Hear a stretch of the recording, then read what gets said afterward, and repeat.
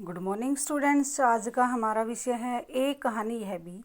हम पढ़ रहे हैं पाठ एक कहानी है भी, लेखिका मन्नू भंडारी। फर्स्ट पैसेज कर चुके हैं, सेकंड पढ़ेंगे। देखिए बेटा, पर यह सब तो मैंने केवल सुना, यहाँ से पढ़ेंगे। तब तो इन गुणों के भग्न अवशेषों को ढोते पिता थे। क्या बताया इस पैसेज में हम पढ़ेंगे कि लेखिका के पिता पहले अमीर थे और कैसे उनकी आर्थिक स्थिति कमज़ोर हो गई। लेखिका ने बताया कि भग्नावशेषों का अर्थ है, भग्नावशेषों को ढोते पिता का अर्थ है उनके पिता की पहले आर्थिक स्थिति बहुत अच्छी थी और उनका परिवार धन दौलत या धन वैभव से परिपूर्ण था और उनके पिता को इसका अहंकार था और कैसे उनकी आर्थिक स्थिति जो है दशा है उनकी कमज़ोर हो गई और अब वो पुराने दिनों को याद करते हुए उन्हीं के सहारे कैसे जैसे तैसे ज़िंदगी काट रहे हैं।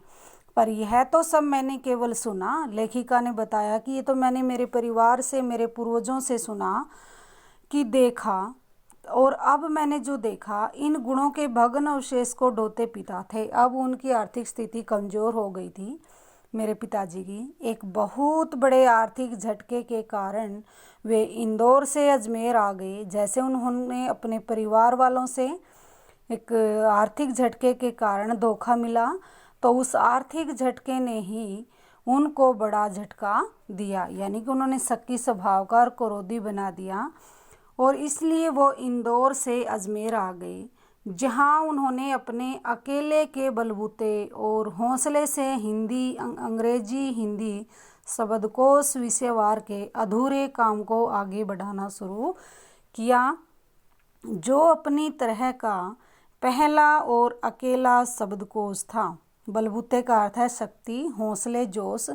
उन्होंने अपने ही अकेले के दम पर, अपनी शक्ति पर, अपने हौसले से उन्होंने अंग्रेजी और हिंदी का शब्दकोश तैयार किया और अधूरे काम को आगे बढ़ाने शुरू किया और उनका यह अपना पहला और अकेला ही शब्दकोश था।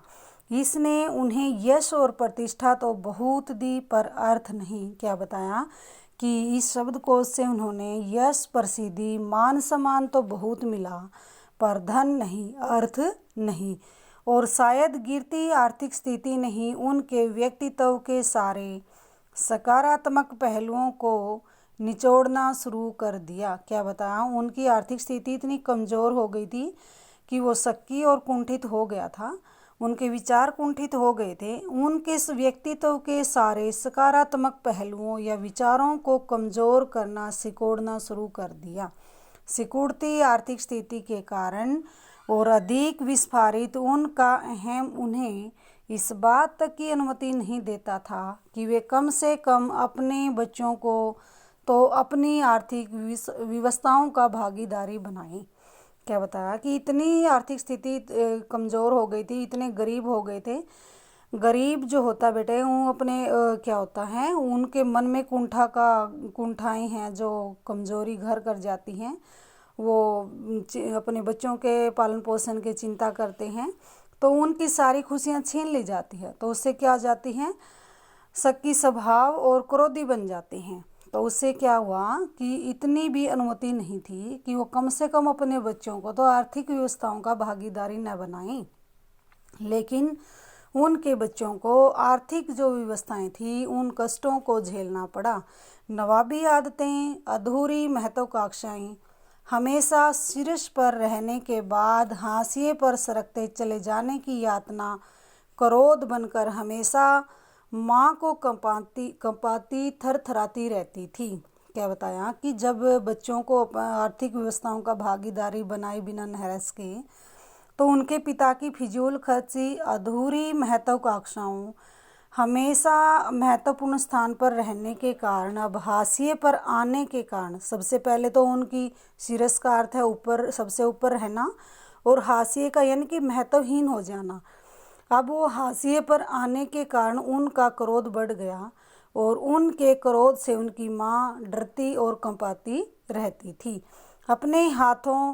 अपने अपनों के हाथों विश्वासघात की जाने कैसी गहरे चोटें होंगी वे जिन्होंने आँख मूंदकर सबका विश्वास करने वाले पिता को बाद के दिनों में इतना शक्की बना दिया कि वे जब तब हम लोग भी उसकी चपेट में आते ही रहेंगे। क्या बता कि उनका क्रोध इतना बढ़ गया था। लेखिका की माता पर ही उनका गुस्सा ज़्यादा होता था। अपनों के द्वारा विश्वासघात होने के कारण, धोखा दिए जाने के कारण, यहाँ तक कि अपने बच्चों पर भी शक करने लगे। कहने का भाव है कि लेखिका के परिवार की आर्थिक स्थिति बिगड़ने के कारण उनके पिता की मनोदशा कुंठित हो गई थी। तो हाशिए पर सरकने का क्या अभिप्राय यहाँ कि महत्वहीन हो जाना।